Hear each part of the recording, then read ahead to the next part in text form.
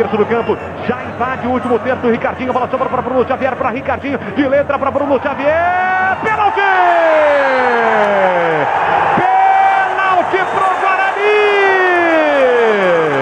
Bruno para abrir o placar do Brinco. Autorizado. Vem com o pé direito. 35 segundo tempo. Bateu Bruno Mendes para a bola. Correu, bateu, é gol! É gol, é gol, é gol, é gol, é gol! Gol!